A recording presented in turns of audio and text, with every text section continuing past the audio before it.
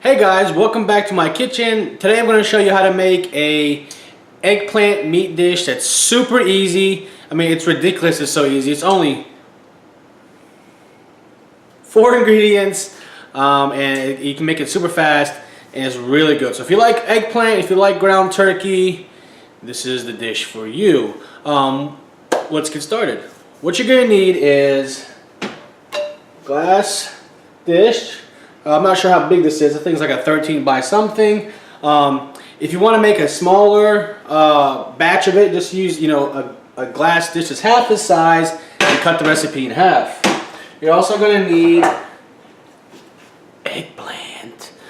So I already went ahead and partially cooked this eggplant on the grill because I like to get the little char marks. I like the charness. How you get the eggplant like that is you chop off the ends. You could either leave on all the skin or you could sort of stripe it like a zebra. And the reason I stripe it is because that's how I saw my mom make it when I was growing up, and it just became a habit. So once you do that, you slice it into slices that are not too thick, not too thin. I'd say something like that.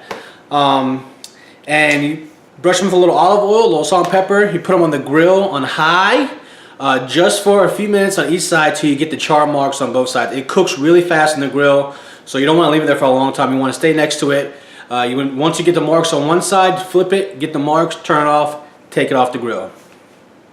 You're also going to need 2 cans of diced tomatoes with basil, garlic, and oregano. Now, I know everyone's like, oh, you're using canned goods.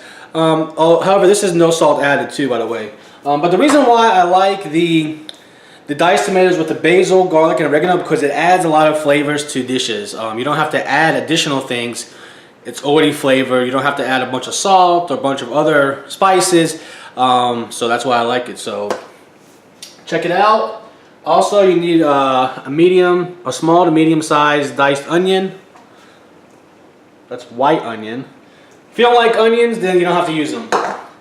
You also will need 16 ounces of cooked ground turkey. So I've already went ahead and did a lot of the little leg work so that I can make this video not that long.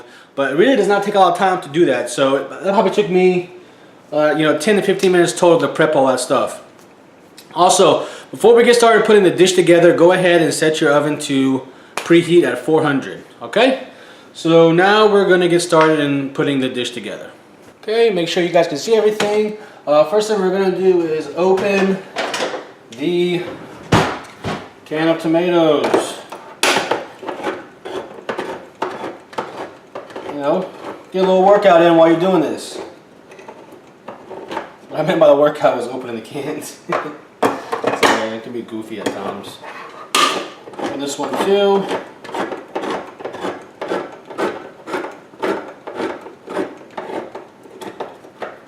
Okay.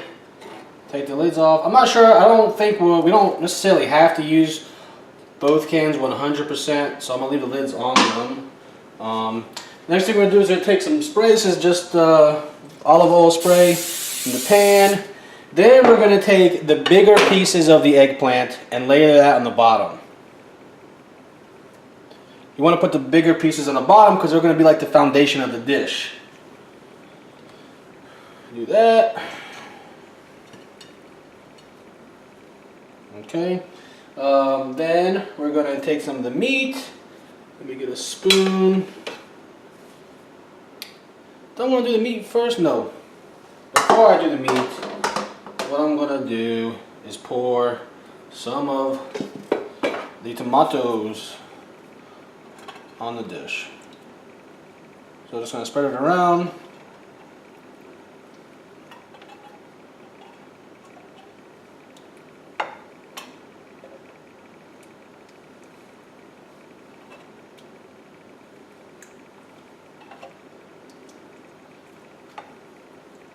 Just like that. You guys see what I'm doing? Sorry if I was blocking the view.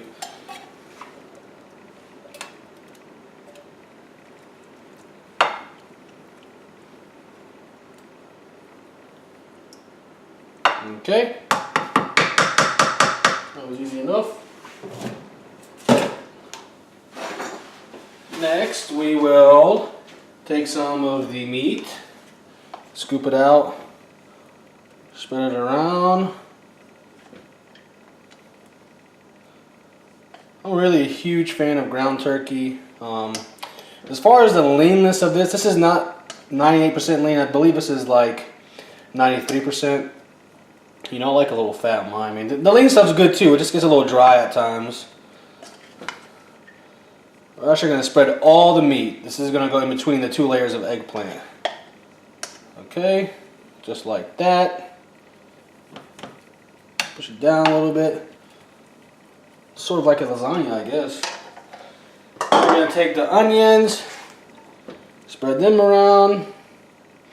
Like I said again, if you don't like onions, you don't have to use onions. I happen to love onions. Yeah, they give you bad breath, but that's what toothpaste is for. And toothbrush. Oops, dropped a piece. Okay. Then you're going to take the remaining eggplant, layer it on top, like so.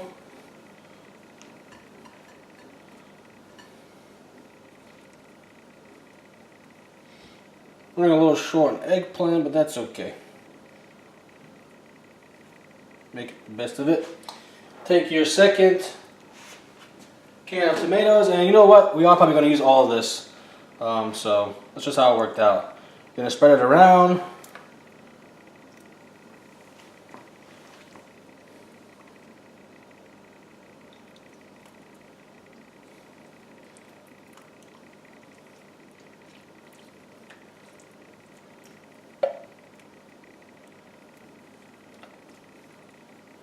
Now if you want like an extra tomato-y type of flavor, or you want some sort of like sauce, what you can do is add a little pasta sauce to this. I'm choosing not to do that, but you can if you want. And what I would do, if you do choose to use the pasta sauce, I would just take like a little spoon and cover the tops of the eggplant and spread it around like that. But you don't have to.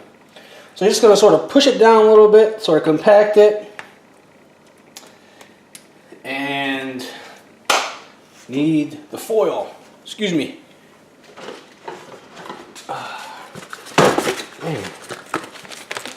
Get the foil out.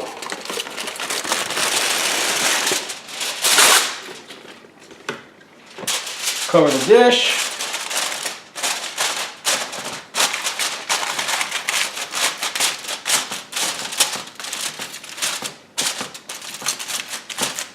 And I'm going to put it in the oven for 45 minutes at 400 degrees. It's going to go in right now.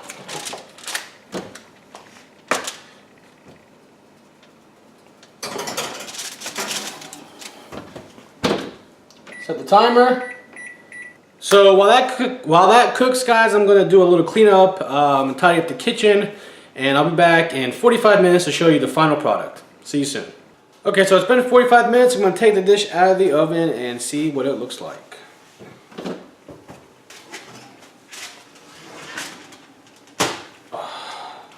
It's hot.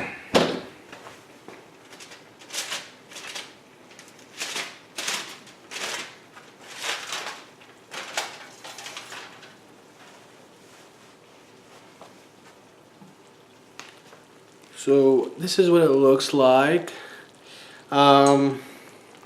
It's not cooked enough to my likeness, so I'm gonna put it back in the oven for another 15 minutes. When I made this dish before, I made a smaller quantity in a smaller dish, so it probably cooked faster. So I'm gonna put it in the oven for another 15 minutes, and I'll check in with you after it comes back out. Okay guys, I took it out of the oven after an additional 15 minutes, and it's still not done to the point that I want it to be.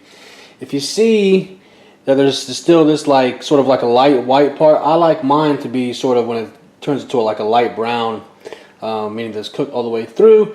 So I'm going to put it back in the oven for another 10 minutes, but this time I'm going to take the foil off and see if that helps cook it through.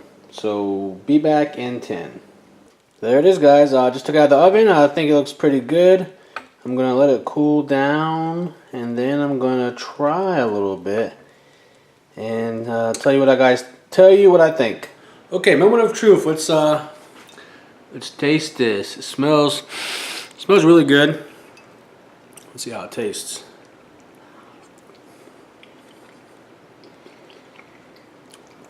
Still a little hot, but it tastes amazing. Probably could use a little more salt, but I'm not really a big fan of salt, so it's perfect for me. Now, so this is a great dish you can make. Also, the total cook time is actually 1 hour and 15 minutes, so that's how long it took to cook this larger batch. If you cook a smaller batch, it only took about 50 minutes, so just keep that in mind.